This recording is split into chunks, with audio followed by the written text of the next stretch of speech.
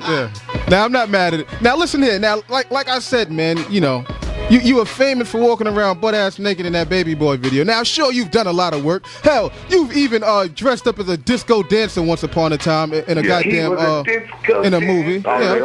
Yeah. That was the name of it, right? Yeah. So now, you know, what's the science between you picking some of these roles, man? Because it seems like you can pick these roles where you're doing a variety of different things, but you still kind of maintain that you know, hood credibility. Yeah. I don't fault you for that. Why do I feel like you still a real nigga after Holiday Heart? Well, because real recognize real, and what I try to do is, brother, is this. I'm like, one, I had to tell one nigga, I said, yo, man, if you think I'm gay, leave me alone with your woman for 5 minutes. And I said that in front of her, and the woman started blushing. I said that in front of him and his woman. You see, so real recognize real, man, and I don't have time, and I tell all young brothers, man, and sisters, I don't have time to worry about what people think about me. Indeed. You see what I'm saying? People thought bad of Jesus Christ. You feel me? Mm. People thought bad of Muhammad, of Gandhi. So no matter what or how good a person you are, people thought bad of Martin Luther King. Somebody's going to have something negative to say. So I don't give that energy. I don't have any time for it. Hey. You feel me? And I know who I am as a man. You know what I'm saying? And you know, and any, you know, you fellas know too. Basically, man, you could tell if somebody's a fake ass nigga or not. Yeah. Right. Now here's my question, and you know, obviously I don't want you to you know, to expose anybody here, man. You know, I don't want you to throw anybody under the bus now. Watch what you say here. But are there as many cupcakes as advertised in the entertainment field when it comes to actors, man? Is it that, you know, prevalent? On some real talk, brother, I'd say this. I'd say a large percentage of the industry is, you know, controlled by gay people. A large percentage of the industry. So I would basically say that if it's controlled by gay people, there would be a lot of gay people, you know, a part of it. Yeah. Listen, would you ever do one of those goddamn gay ass commercials with your? I did a check this out. I did a movie called I Now Pronounce You Chuck and Larry, yes, where I play a gay character. You did. Oh yeah, you did. Okay. Chuck and Larry. Yeah. You was scared of the motherfucker too. You was even scared. Yeah, exactly. So see, my thing is, look, I'm an artist, and I don't let the industry or anyone just pigeonhole me. You feel me? It's just like as a musician. If you only do one thing and one style, whatever, you're not going to have longevity. So what I try to do is, and I graduated from the Juilliard School, right? Okay. Classical training, and I went to Performing Arts High School. So I'm a very versatile actor. Well, you can't tell me what but I'm from the streets. That's where I grew up. That's where I've lived and born in Harlem, raised in Harlem. Okay. You know, so my whole thing is,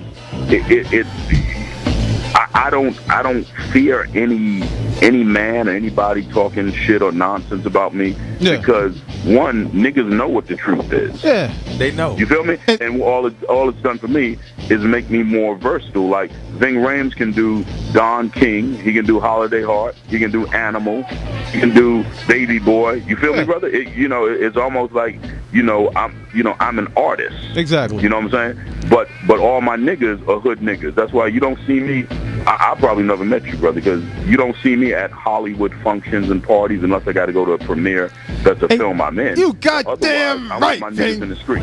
You know, you do have to be a bit careful. Now listen here. Now, it's funny, because I was just, I don't know, it was maybe a month ago or whatever, when Gang Starr passed away. Yeah, my homie Guru, I was watching something like on MTV, and they were talking about, like, Gang Starr was gay. I mean, they were saying, what have you. And my thing was, even to talk about the dead like that, some of these people who were talking shit about Gang Starr, I'm like, yo, did you ever say any of these things when the brother was alive? You know what? The brother's dead, and now you saying stuff, and the brother can't even, he doesn't have a mouthpiece now. Let me tell you something, Ving. Really, and I don't know, and quite honestly, I don't care. I know I like the brother's music. Let me tell you something. That story. One of his songs that sticks with me is Just to Get a Rep. Yeah. You know what I'm saying? Somebody will want to, talk mess, whatever, just to get a rep. So I'm hoping hip-hop will go on a more spiritual level, man, a more political level, and I think it will come back around. That's why, Public Enemy, I was just listening to them the other day. I was just listening to KRS-One yesterday. Yeah. Their songs are still relevant. NWA, gangster but political.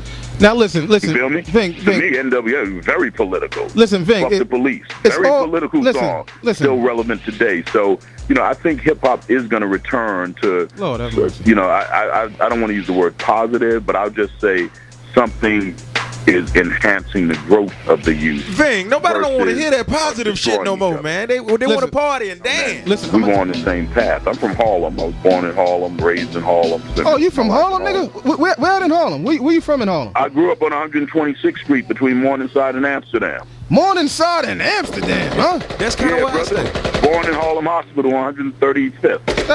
Yeah. Okay. I never knew you was from Harlem, but okay, go ahead. Right. So the hood I came up in, and what I found, man, really with dealing with Big U was we both, and Big U did like 16 and a half years in prison. But what I found was really, man, what we had in common was we're really trying to stop young black men from killing young black men. Okay. And young brown men from killing young brown men. We got to kill more white people. Black and brown killing each other. Yeah. When two parties are at war with each other, a third party always benefits. Okay. Remember that, listeners. When two parties are at war, someone benefits from it. The third party. And I'll keep it, we'll find out who the third party is. Well, we already know who the third party is. Exactly. Amen. Okay, cool. So we got to get them in the war, too, then. But so anyway... So, Big U and I, he has this gang intervention program called Developing Options. I'm down with that program. I took Big U to St. Thomas. We met the senator there, the Dominican Republic. We met the president of the Dominican Republic in Puerto Rico. So we're trying to institute this life management skill programs basically all over the world, but, especially in the hood. So another thing we found really is, be it, the soul food, I grew up on soul food, but, the soul food diet, the grease, the fried foods, whatever, that genetically, us being prone to diabetes and what have you. So we literally, and I give all of this to Big U. He literally, said, you know what, man, we need to do something else for the community. Right. And I want to thank Ludacris, T.I., Ludacris giving his benefit concert. I want to thank T.I. I know I'm leaving out Quentin Rampage Jackson. I have it here. I have it here. Kid. Okay. No, it's a bunch of people, brother. Yeah. Tiny. You got Tiny, Tommy Tiny Lester in there, man. Debo. Yeah, my man. Oh, yeah, Tiny's coming down there to do this project with me. Yeah. He gets in tomorrow. Yeah, to Puerto Rico. Yeah, that's what it is, man.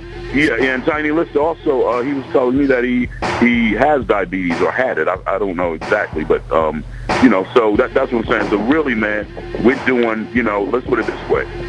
If I'm a part of creating a problem, then I got to be a part of solving the problem. Now, here's the on some hood shit. Yeah, I feel you. Now, here's a few things, man. Now, when it comes to black folks and eating, chicken and fried chicken and shit like that, man, we need another viable option, nigga. I can't give up the goddamn chicken. Yes, you can. Listen, but brother, I'm not telling you to give up the chicken. I say give up the fry. Yeah. You feel me? Yeah. So you gonna still have your chicken, brother. You gonna have that chicken. Trust me. Nigga, you know how many chicken spots there is in Harlem, man? That's all they sell is fried chicken, man. Now watch this, brother. Yeah. Talk to me. The science of it. Talk to me. Who owns those chicken spots? And even at one time, KFC, one of the owners was the KKK. Yeah, but I'm talking about. So are they trying to do any good to the black community? Feeding you Kentucky Fried Chicken. But that was some good-ass racist chicken, though. Yeah, it was. And not only that, but I'm talking about, you got to remember those same Muslims who throw rocks also own a lot of chicken spots in New York City, too.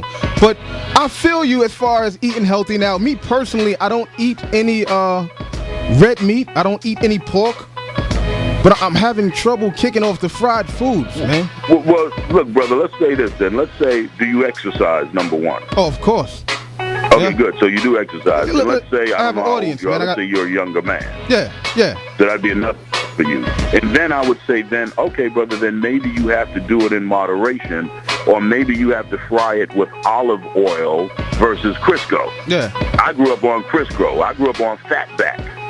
Okay. You feel me? Yeah, I feel you. The Fatback and all. I think then you tune it in moderation. Yeah. But I just don't want you to come up, 50 years old, brother, and you got problems that you could have helped solve when you were 30 years old. Yeah, well, I already have problems, Mr. Rhames.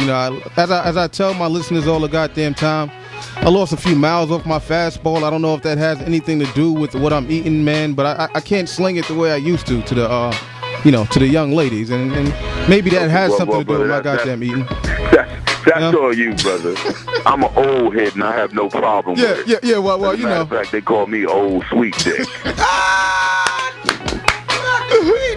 All right. Now I'm not mad at that at all, real man. talk. That's also real talk. Now listen, are you? You old rich dick. That's what that is. Yeah. Well, that's true too. Yeah. That's all that is right there. They'll do whatever the hell you tell them to do because No, you it got can that give them bread. a cavity. It's so sweet it can give you a cavity. Yeah.